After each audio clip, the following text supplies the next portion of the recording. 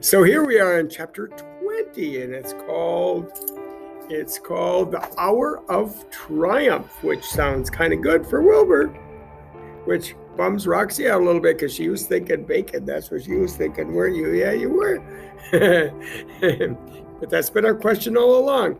Would Wilbur get saved by the messages that Charlotte was putting in her web? And it didn't look good not too long ago. And I'm not sure at the fair what it was that, is making this chapter happen. Was it the word humble that she put in the night before, which hasn't even been seen yet? Or was it just the knowledge of Wilbur? I mean, we'll have to talk about that one. I'm not sure.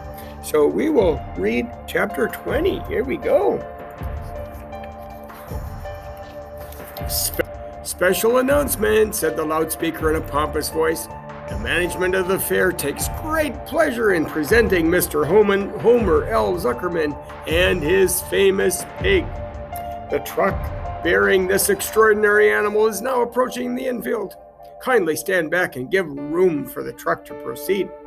And in a few moments, the pig will be unloaded in a special judging ring in front of the grandstand with a special award that will be made. Will the crowd please make way and let the truck pass? Thank you. Wilbur trembled when he heard this speech. He felt happy but dizzy. The truck crept along slowly at a low speed, and crowds of people surrounded it. And Mr. Arable had to drive very carefully in order not to run over anybody. At last he managed to reach the judge's stand, and Avery jumped out and lowered the tailgate. I'm scared to death, whispered Mrs. Zuckerman. Hundreds of people are looking at us. Cheer up, replied Mrs. Arable. This is fun. This is funny. Unload the pig, please, said the loudspeaker. All together now, boys, said Mr. Zuckerman. Several men stepped forward from the crowd to help lift the crate. Avery was the busiest helper of all. So I'm wondering where Charlotte is right now. Is she back in the pen, hopefully? And who's going to bring her egg sack back? I'm wondering about that. Avery was the busiest helper of all. Tuck your shirt in, Avery, cried Mrs. Zuckerman, and tighten your belt. Your pants are coming down. Can't you see I'm busy? Replied Avery in disgust. Look, cried Fern, pointing. There's Henry. Henry Fussy. That's funny. Don't shout, Fern, said her mother, and don't point. Can I please have some money, said Fern. Henry invited me to go on the Ferris wheel again, only I don't think he has any money left. He ran out of money. Mrs. Arable opened her handbag. Here, she said. Here's 40 cents. Now, don't get lost and be back at our meeting place by the pig pen very soon. Fern raced off, ducking and dodging through the crowd in search of Henry. The Zuckerman pig is now being taken from his crate, boomed the voice on the loudspeaker. Stand by for an announcement. Templeton crouched under the straw at the bottom of the crate. What a lot of nonsense, murmured the rat. What a lot of fuss about nothing. That's so funny. Over in the pig pen, silent and alone, Charlotte rested. Her two front legs embraced the egg sack. Charlotte could hear everything that was said on the loudspeaker. The words gave her courage. This was her hour of triumph. As Wilbur came out of the crate and the crowd clapped and cheered, Mr. Zuckerman took off his cap and bowed, and Lurvy pulled his big handkerchief from his pocket and wiped the sweat from the back of his neck. Avery knelt in the dirt by Wilbur's side, busily stroking him and showing off. Mrs. Zuckerman and Mrs. Arable stood on the running board of the truck. Ladies and gentlemen, said the loudspeaker, we now present Mr. Homer L. Zuckerman's distinguished pig. The fame of this unique animal has spread to the far corners of the earth, attracting many valuable tourists to our great state.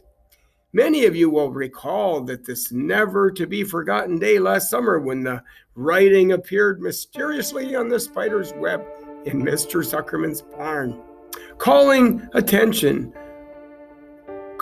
the attention of all the sundry to the fact that the pig was completely out of the ordinary. This miracle has never been fully explained, although men have visited the Zuckerman's pig pen to study and observe this phenomenon. In the last analysis, we simply know that we are dealing with a supernatural force here, and we should all feel proud and grateful. And in the words of the spider's web, ladies and gentlemen, this is some pig. Wilbur blushed. He stood perfectly still and tried to look his best. This magnificent animal, continued the loudspeaker, is truly terrific. Look at him. Look at him, ladies and gentlemen. Note the smoothness and the whiteness of the coat, and observe the spotless skin. That's the buttermilk. And the healthy pink glow of the ears and the snout. This is funny. It's the buttermilk, whispered Mrs. Arable to Mrs. Zuckerman. Note the general radiance of this animal, and then remember the day when the word radiant appeared clearly on the web. So in other words, this came about not from the fair word, which was humble, but from all the beginning. So we got that question answered. Whence came this mysterious writing? Not from the spider, we can rest assured of that. Wow. Oh, yes, it was the spider. Not from the spider, we can rest assured of that. Spiders are very clever at weaving their webs. But needless to say, spiders cannot write. Wow. Oh, they can't, can they? Murmured Charlotte to herself. Wow.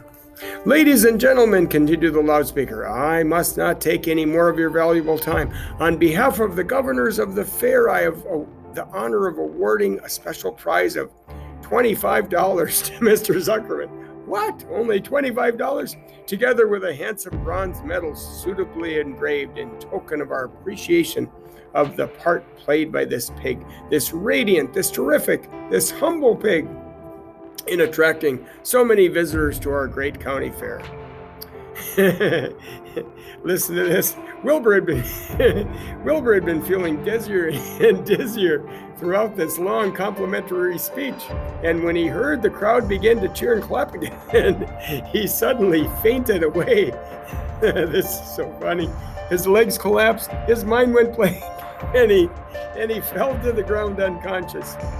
What's wrong? Asked the loudspeaker. What's going on, Zuckerman? What's the trouble with your pig? Avery was kneeling by Wilbur's head, stroking him. Mr. Zuckerman was dancing about, fanning him with his cap.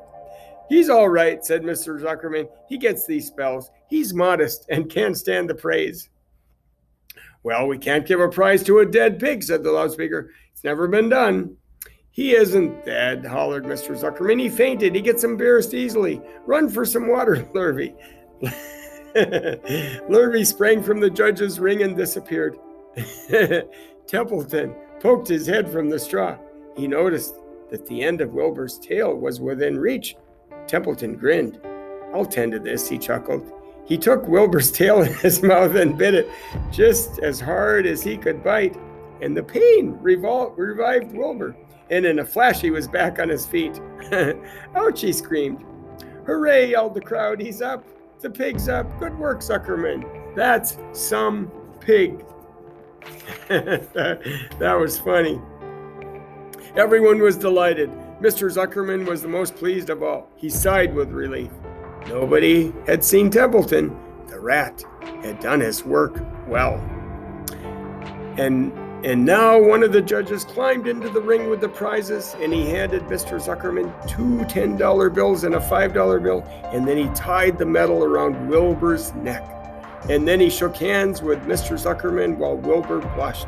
Avery put out his hand, and the judge shook hands with him too. The crowd cheered, and a photographer took Wilbur's picture. A great feeling of happiness swept over the Zuckermans and the Arables, and this was the greatest moment in Mr. Zuckerman's life. It is deeply satisfying to win a prize in front of a lot of people. As Wilbur was being shoved back into the crate, Lurvy came charging through the crowd carrying a pail of water. His eyes had a wild look. Without hesitating a second, he dashed the water at Wilbur, and in his excitement, he missed his aim, and the water splashed all over Mr. Zuckerman and Avery. They got soaking wet. For goodness sake, bellowed Mr. Zuckerman, who was really drenched. What ails you, Lurvy? Can't you see the pig is all right? You asked for water, said Lurvy meekly. I I didn't ask for a shower bath, said Mr. Zuckerman. The crowd roared with laughter. Finally, Mr. Zuckerman had to laugh too, and of course Avery was tickled to find himself so wet, and he immediately started to act like a clown. He pretended he was taking a shower bath, and he made faces and danced around and rubbed imaginary soap under his armpits.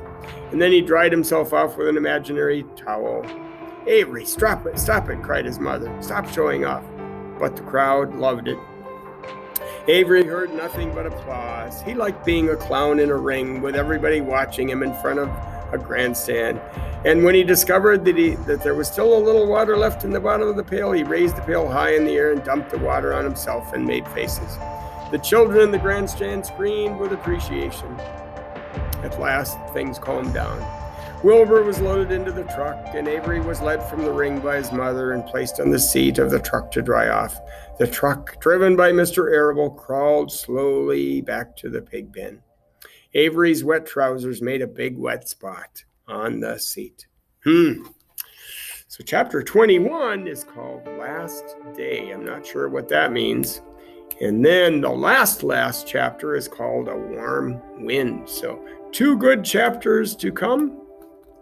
And then this book will be done, and we'll be starting another one. So yahoo! We will see you next time. That was quite a chapter. I loved it. See you next time.